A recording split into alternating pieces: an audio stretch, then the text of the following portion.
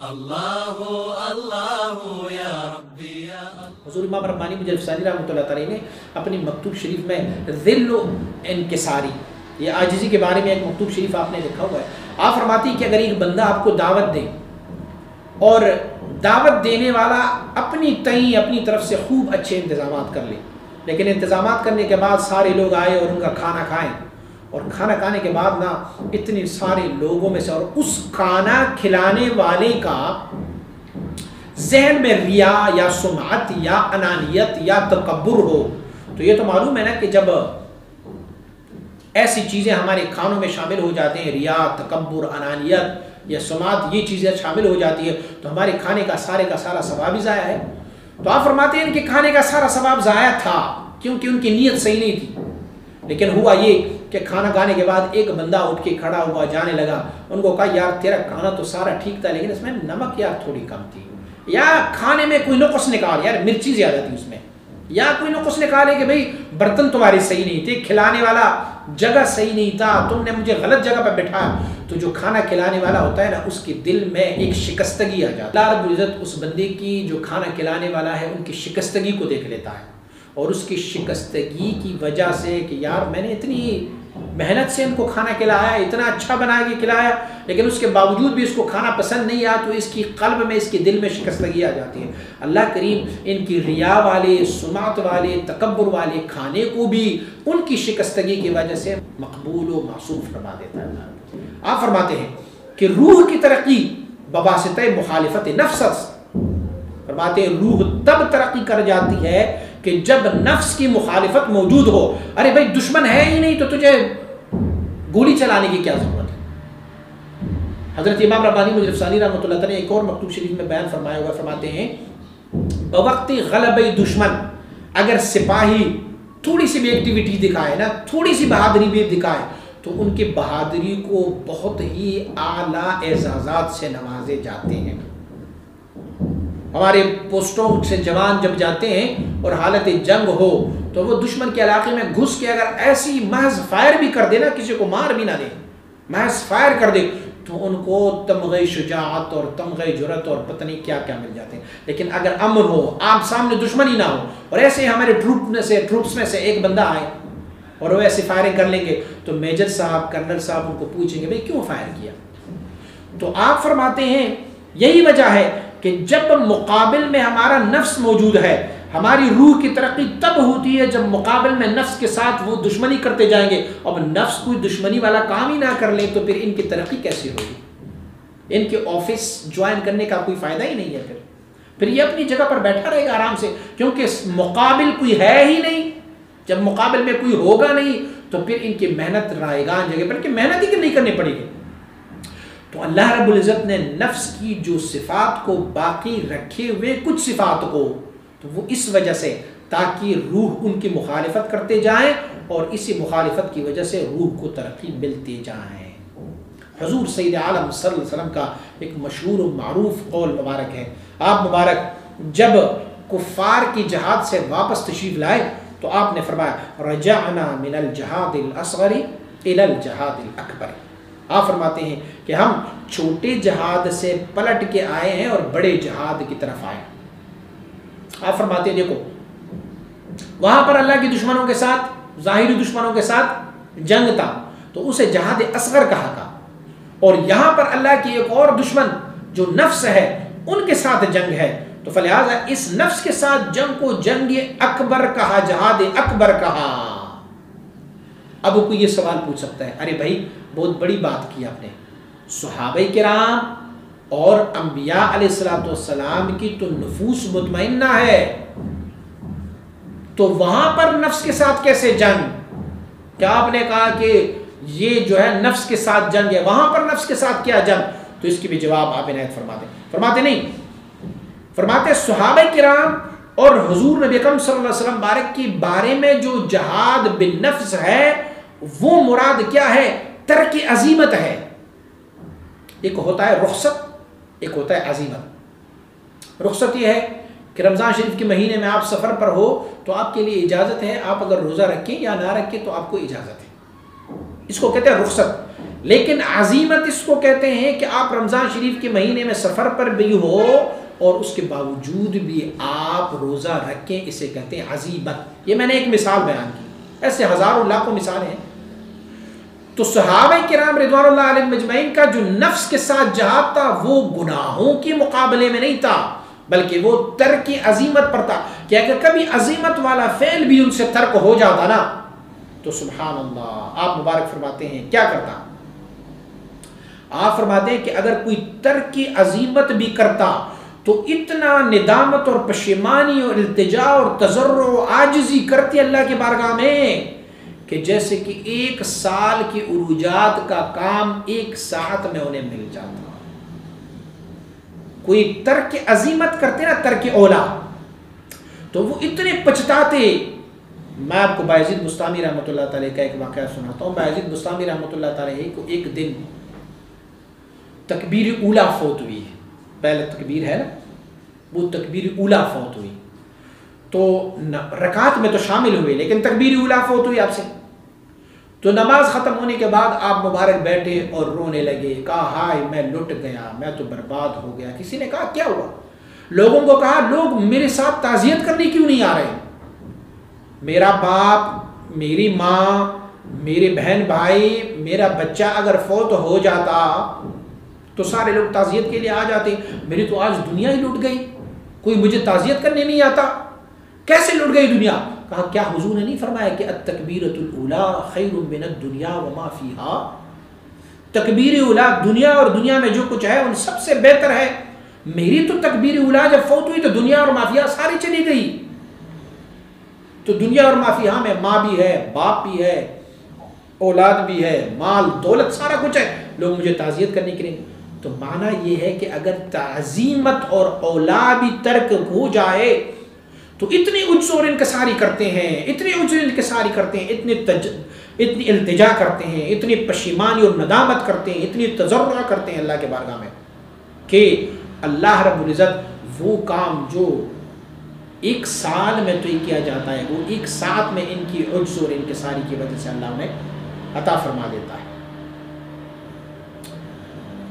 اب ہم آتے ہیں اپنی اصل بات کے، جو اخلاق اور جو شمائل، بہترین اخلاق وہ جس بندے میں پائے گئے جو محبوب اخلاق ہے۔ ہم نے پہلے شروع میں کہا تھا کہ حضور سید عالم صلی اللہ علیہ وسلم محبوب رب العالمین ہے، جو اللہ کو محبوب ہے، جو مرغوب ہے، اللہ نے وہی چیزیں میرے اور آپ کے حبیب صلی اللہ علیہ وسلم کو عطا فرمائے۔ اب جو مرغوب اور محبوب چیز اللہ کسی بندے کو عطا فرما دیتا ہے تو اسی مرغوب اور محبوب کی وجہ سے وہ بندہ بھی محبوب ہی ہو جاتا ہے، وہ بندہ محبوب ہی ہو جاتا ہے۔ میں اپنے ساتھیوں کو ایک مثال سے سمجھائی دیتا ہوں۔ میں کہتا ہوں اگر ہمارے گھر میں میرا دوست آئے اور اس دوست کے ساتھ ان کا ایک دوست ہو تو میں ان سے پوچھتا ہوں یہ کون ہے؟ وہ کہتے ہیں میرا دوست ہے۔ تو میں اسے کہتا ہوں آپ کا دوست میرا دوست ہے کیونکہ آپ میرے دوست ہو۔ ایسے ہی اگر ہم اللہ کی محبوبوں کی محبوبیت میں آ جائیں تو اس محبوب کی محبوبیت کی وجہ سے ہم خود بخود محبوب ہی ہو گئے۔ اللہ کے لیے دین کون سا پسند ہے؟ دین الاسلام۔ اللہ کے لیے ہدی اور طریقہ کون سا پسند ہے؟ جو مصطفیٰ کریم کا ہدی اور طریقہ ہے وہ پسند ہے۔ اللہ رب العزت کو رستہ صراط مستقیم کون سا پسند ہے؟ انکا علی صراط مستقیم، حضور کا رستہ اور طریقہ۔ تو اگر یہ اللہ کے محبوب طریقے اپنائے جائیں تو اس محبوب طریقوں کی وجہ سے بندہ بھی محبوب ہی ہو جاتا ہے۔ آپ 1 کلو دودھ میں 1 کلو پانی شامل کر دیں، پانی جو بے قیمت ہے اس نے اپنے آپ کو محبوب چیز میں شامل کر لیا، اپنے رنگ کو مٹا کے دودھ کا رنگ لے لیا، تو مراد کیا ہوا؟ وہ بھی دودھ ہی کے بھاؤ میں بکے گا، وہ بھی دودھ ہی کے بھاؤ میں۔ اب اللہ رب العزت نے کیا فرمایا؟ اللہ نے فرمایا قُلْ إِن كُنْتُمْ تُحِبُّونَ اللَّهَ فَاتَّبِعُونِي يُحْبِبْكُمُ اللَّهُ۔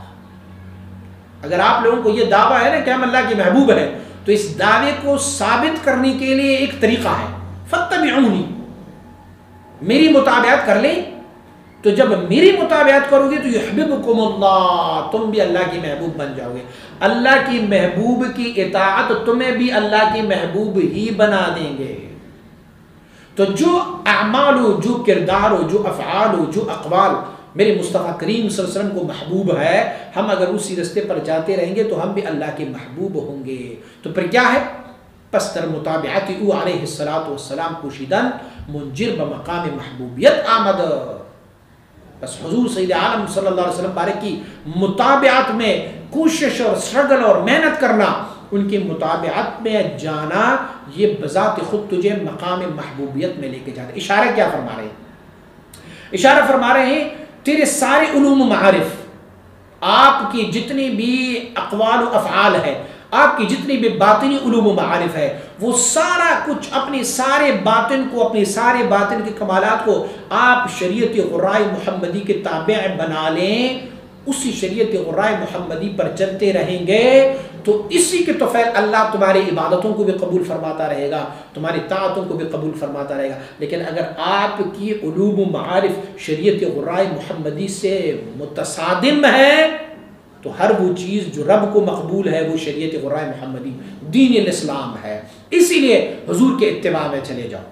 اگر حضور کے اتباع میں جاؤ گے تو آپ کے سارے علوم و معارف بھی کیا کبھی حضور سید عالم صلی اللہ علیہ وسلم نے یہ بات، یہ قول بیان فرمائی ہے کہ اللہ فی جیبی؟ کبھی یہ کلام فرمایا ہے حضور سید عالم صلی اللہ علیہ وسلم نے کہ انا الحق؟ نہیں فرمایا، کبھی حضور نے نہیں فرمایا۔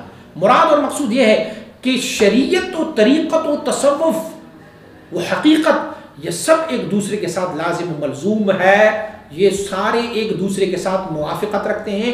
اگر ان ساروں کی موافقت چاہتے ہو تو پھر رب سے التجا اور عاجزی کرو کہ رب تجھے مطابعت مصطفیٰ نصیب فرمائے، اور جب مطابعت مصطفیٰ مل جائے تو رب کائنات تجھے مقام صدیقیت عطا فرماتا رہے گا، اور یہ وہ مقام ہے جس میں سے آپ کے سارے علوم باطنیہ، علوم ظاہریہ شریعت مطہرہ کے ساتھ بالکل وابستہ ہوگا۔ آپ مبارک نے اس مکتوب شریف کو تھوڑا سا طویل کر کے لکھا ہے، تو آپ ان کی بھی ایک وجہ بیان فرماتے سخن بتطویل انجامید، معذور فرماتے ہیں یہ بات تھوڑی طویل ہو گئی ہے، فرماتے ہیں مجھے معذور جانو۔ کیوں؟ فرماتے ہیں جمال سخن چون از جمیل مطلق است، ہر چند درازتر میں گردد زیباتر میں آید۔ آپ فرماتے ہیں میری باتوں کی جمال، میری باتوں کی خوبصورتی چون کی جمیل مطلق ذات، یار میں جس کی گن گا رہا ہوں وہ جمیل مطلق ہے، تو جو جمیل مطلق ہے ان کی گن جتنی بھی میں طویل تر بیان کرتا رہوں اتنا ہی زیباتر ہوتا ہے۔ محبوب کی خد و خال کی تعریف، محبوب کے انداز، محبوب کی ناز، ان کی چلنے پھرنے جتنی بھی طویل کرتا جاؤں گا تو وہ زیادہ مزیدار ہوگا۔ اور آپ فرماتے ہیں دلیل کیا ہے؟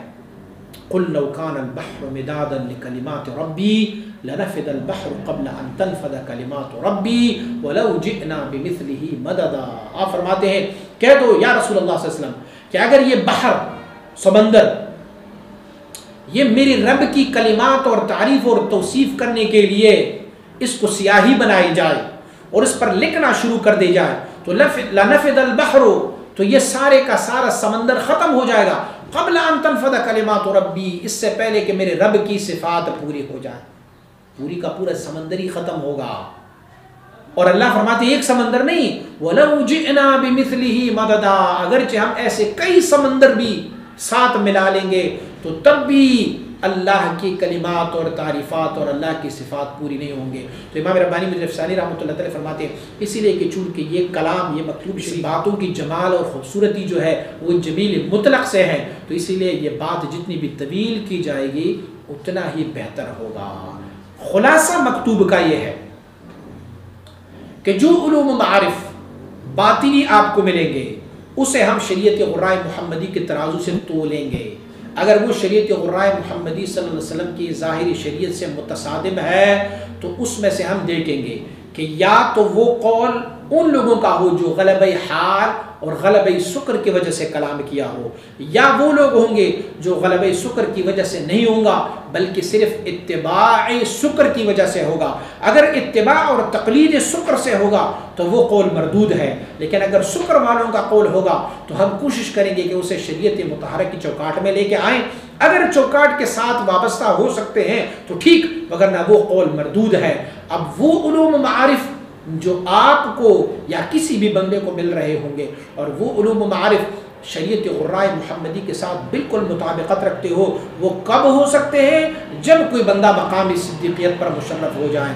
کسی بندے کو جب اللہ رب العزت اس مقام صدیقیت پر مشرف فرماتا ہے تو ان کے تمام علوم باطنیہ، علوم و معارف، ان کے تمام کمالات باطنیہ ظاہر غراء شریعت مطہرہ کے ساتھ وابستہ ہوتے ہیں، اس میں سے ایک بال فرق بھی نہیں ہوتا۔ اللہ ہمیں مقام صدیقیت پر مشرف فرمائے اور ہمارے سارے علوم و معارف کو جو ظاہر غراء شریعت محمدی ہے ان کے موافق اور مطابق رکھے۔ وصلی اللہ تعالی علی حبیبہ سیدنا مولانا